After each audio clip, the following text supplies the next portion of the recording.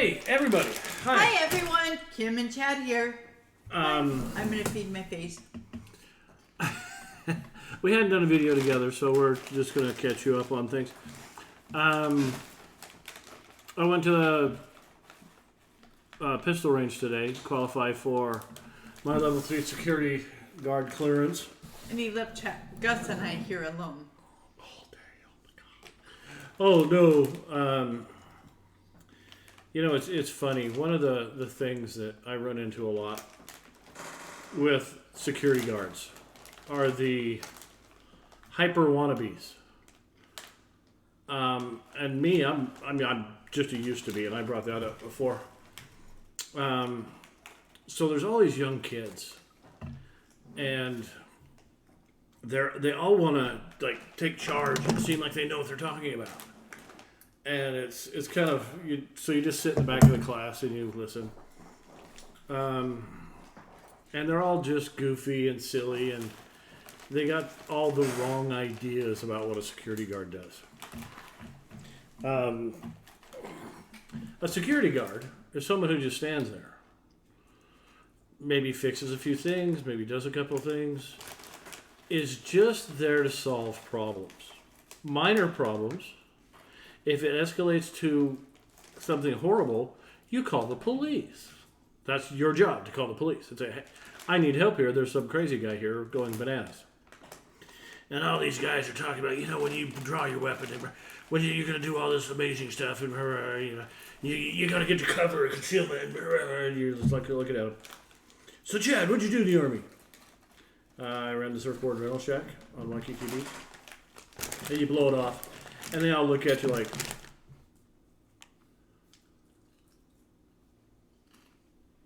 are you cool? You want to think?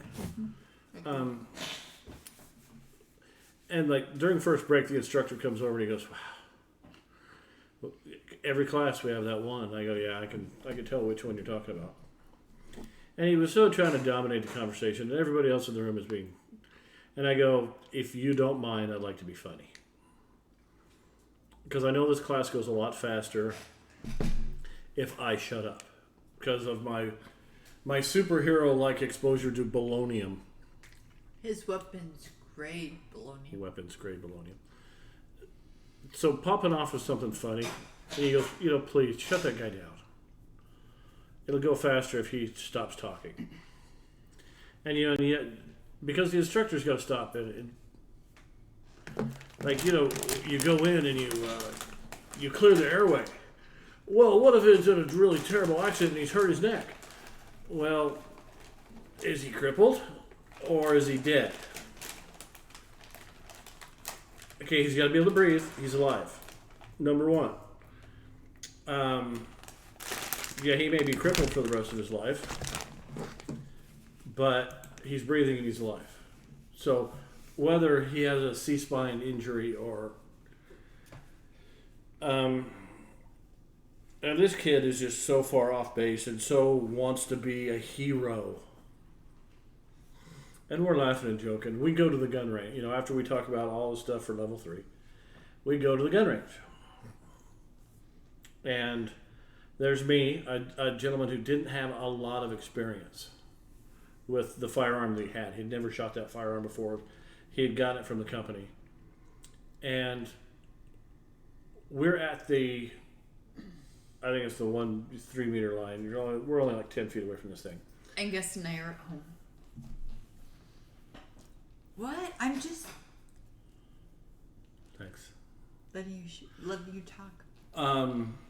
And I've got a nice group. I got one or two flyaways. It's nothing like an arthritic trigger finger. Crooked ass trigger finger. And his is just all over the green, but they're still on the green. Mine are in the 10, maybe a couple in the 9, one in the 8. Good group. I'm not really putting that much effort in it because. And he goes. The instructor comes by and I go, excuse me, sir. All my bullets seem to be going in the same hole. How can I spread them out a little more? And the guy sitting next to me who's got them everywhere goes, what? Why would you want to spread them out? Aren't you? I go, if you shoot the same hole a whole bunch of times, the bullets will just go right through and they won't do any damage. You gotta spread them out so they do the most damage.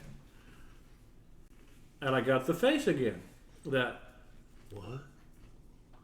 And the instructor says, you might want to try. Oh, I don't know. And he said something funny. Okay. Well, further down, there's guys who are much better than me. I mean, it looks like there's only one bullet hole in the target. And we're laughing and joking. I go, you got the same problem I do. I can't spread mine out to save my life. And and everybody in the class knows I'm being funny, except for the one know-it-all guy. And the know-it-all guy is like, no, you don't want to do that. Don't listen to him. He doesn't know what he's talking about. I go, listen here, pal. You're talking to the paper tiger.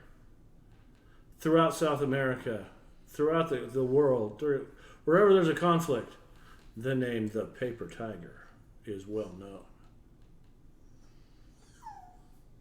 And I walked away. And he's sitting there, paper tiger? What do you mean? That's my call sign. That was my special operations call sign, paper tiger. And I've explained the paper tiger thing to you guys. Yeah, as long as the paper's not moving, I can shoot shit out of that paper.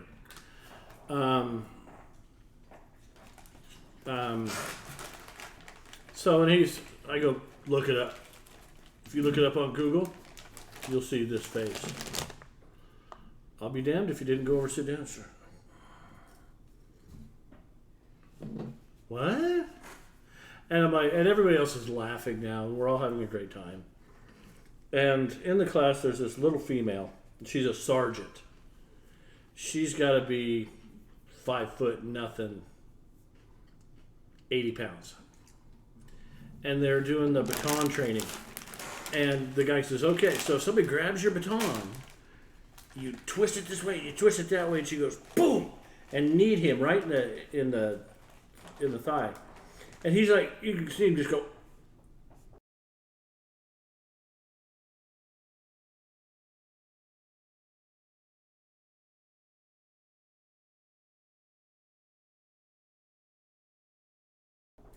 Oh my God. He was so going to fall down. You could see unconsciousness kind of like roll through his eyes. She had hit him so hard he was about ready to fall down. But he was able to fight through it. He goes, okay, yeah, that's a good thing too. And I started teasing her, and she knows I'm teasing her. She's not dumb, like, hey, you probably have 3 brothers, huh? Mm-hmm. Now you ever, you're a cowgirl from way back, huh? She goes, yeah. I go, how old are you? She, 22. You're 22? Wow, you really aged well. They go, what, you got 4 brothers? She goes, 3 brothers. And they go, they're probably littler than you and you picked on them a lot, huh? She goes, no, they're huge. And I'm giggling and she's laughing. So today was a fun day, except for the one know-it-all dude. And if you're that guy who's got to be bigger, better, and cooler than everybody else, just knock it off. Nobody cares. Be the funny guy, be the serious guy, be the quiet guy. Don't be the, this one time when I was in Afghanistan. I don't know how many guys I work with like that. Okay, so that's my day. Tell me about your day with Gus. Gus and I did laundry. Thank you. We did. We did laundry. We did the dishes. I ate my leftover Chinese food.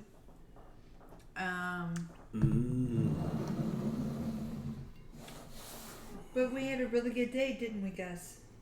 Yeah, I know.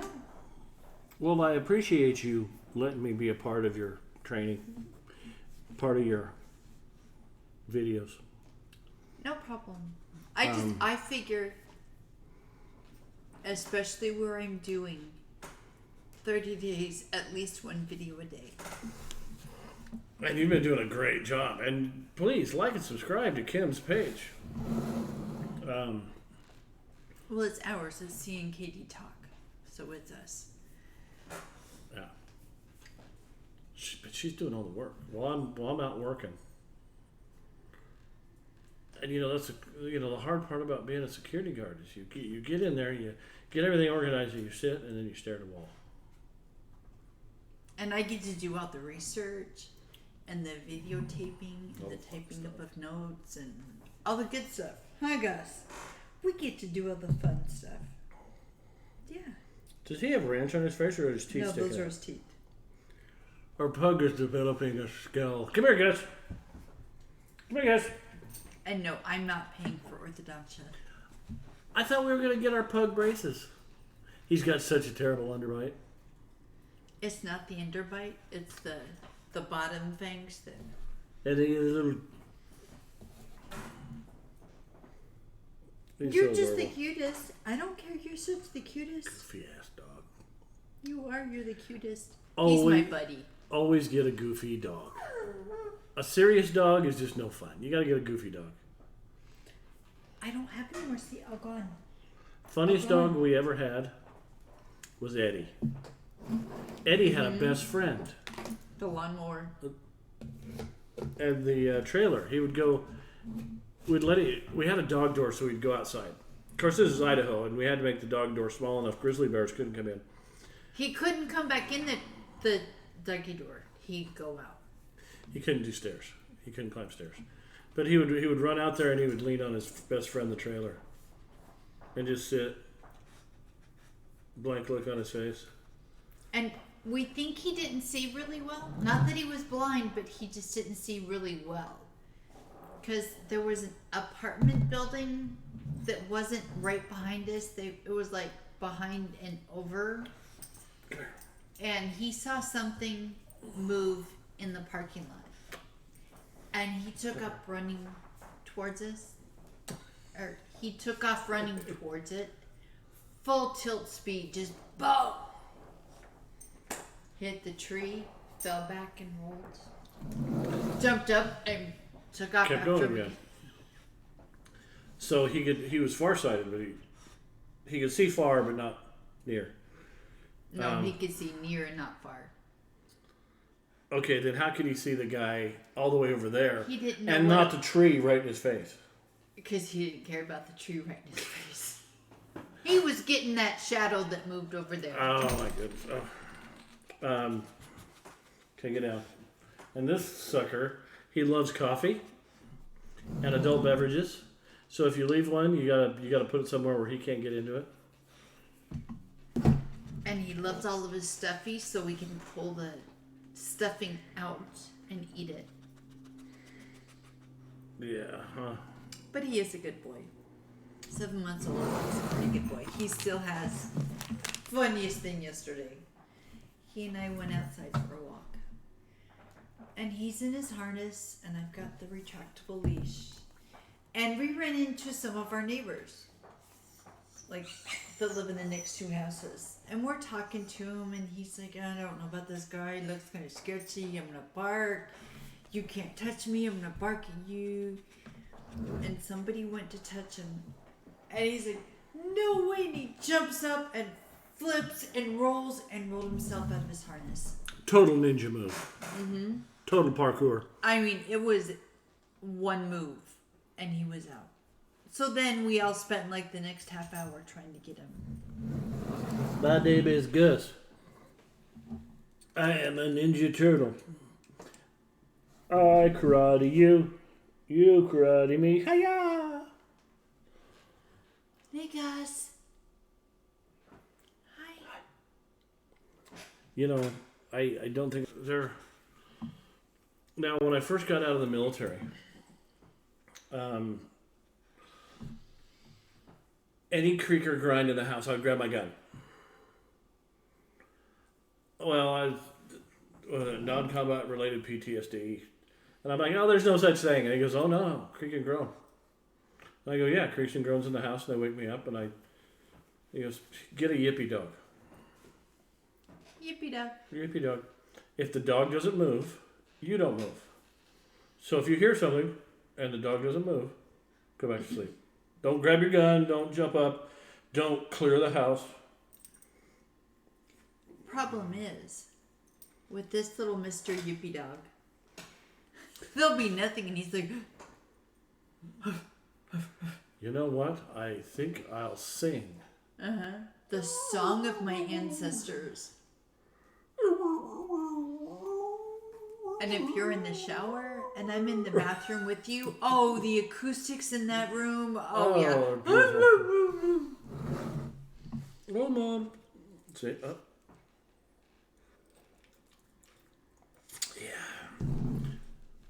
Yeah.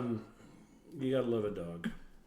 Never trust anyone who doesn't like animals. And I think that's such a truism. People go, I hate cats. Then you're a bad person. No. I hate dogs. You're a bad person. If they don't like any animals, I can see what you're saying. Now, birds are just creepy. They are. But you can't say, well, because you don't like dogs or because you prefer cats. See where I was going with that? You can't. No, I mean, okay, I don't like cats, but I'm not going to execute every cat I see. Oh, no, right. Okay. There's a difference between I just don't like and I loathe entirely. Birds. Okay, birds. Tell them the bird story. Oh, with my mom and my aunt? Mm-hmm. Or the one where you learned to hate birds. Where you're walking by your apartment and... Never mind, here, I'll tell it.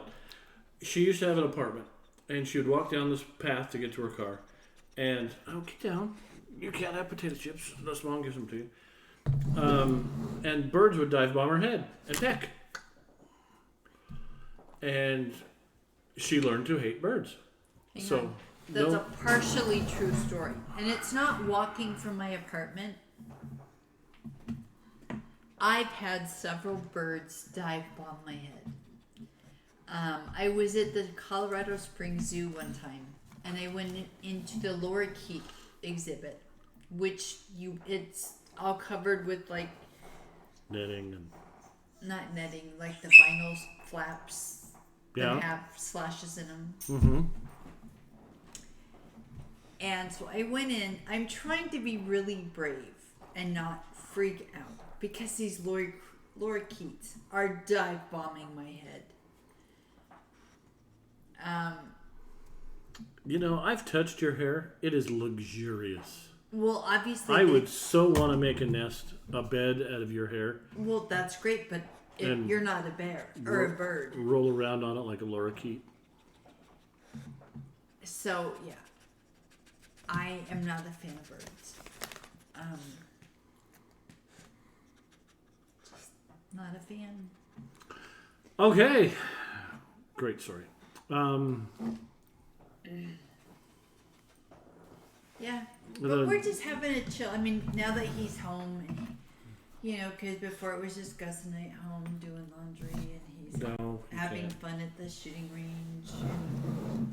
Kim has her own firearms. Mm-hmm. And that's how I knew I loved her. When she says, Chad, could we get a MAC-10? Oh, bless your heart, baby. See, and I know he trusts me because he bought me that MAC-10. I have the trigger. Now, I knew I loved her. So we were together because, the MAC-10. But then there was have we talked about the lottery? I don't know if we have or not. One day, Kim goes, Chad, I think we ought to get married. And I says, I'll make you a deal. The day we win the lottery, we'll get married. She goes, okay. She went and bought $1 scratchies until she won $1. She goes, you didn't specify a price, a dollar amount. I won the lottery. Okay, so I guess we got to get married. That was I promised. Do you regret it? No. And every now and again, like when Kim comes in and she whispers in my ear, Chad, I love you, Chad. Can we get a Barrett 50 caliber? Oh, baby, I love you so much. No, we do not have a Barrett 50 cal. No, we're saving up for one. It'll be about another 25 years. But by then there'll be something bigger and meaner and more horrible. And then she'll want that. But Kim's my sniper.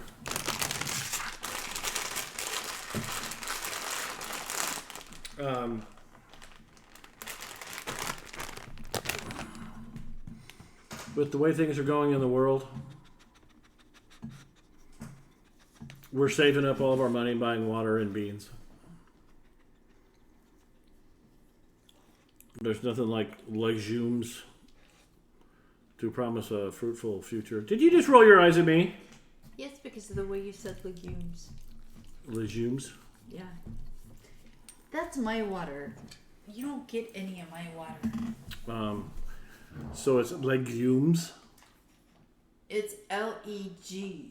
Legumes. Legumes. Okay. If I'm wrong on that, let me know. But I've always said legume.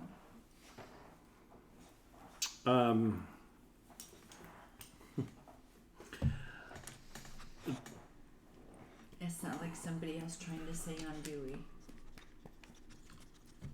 Andouille. It's andouille. No, it's andouille. God, get out of there, you doofus. He's trying to become our producer and take over the show. Stop recording. I want to go play. But no, we just want to sit and chat and be funny. And for a minute, would you pull him off the table? Meat stick. It's always nice to, trying to make a video every day, trying to be out there, trying to just be funny, bring up random things, and talk about goofiness. Because I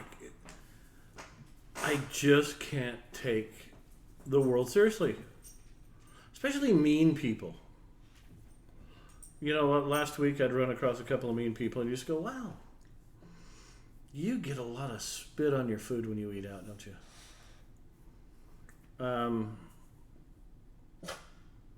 And then I feel so much better. Oh, stop. It's just a dummy.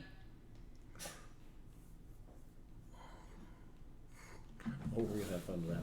That's something we got coming down the line. But hey, we're going to call her good. It was nice seeing you guys on a Sunday. Yay, we have our video. Sunday afternoon. And we're going to sit around, and we've been doing research all day. We went, we don't really have anything to throw out there. Not that's complete and ready. But tomorrow we'll have a full, complete, and wonderful. Mm-hmm. Yeah, I love you too. Because I could do another haul video, but then I'm like, I don't want to run out of all my haul. I just wish you'd open the stuff up so I can get my stuff that I order. I've only got 2 packages left right now. There's more coming, but 2 that are left. You should have all of your stuff. You should. Did my legumes come? I didn't order them. I've got some black-eyed peas in the pantry, but you don't like black-eyed peas. My Dr. Phantasmo's miraculous legumes. Yeah, those aren't coming.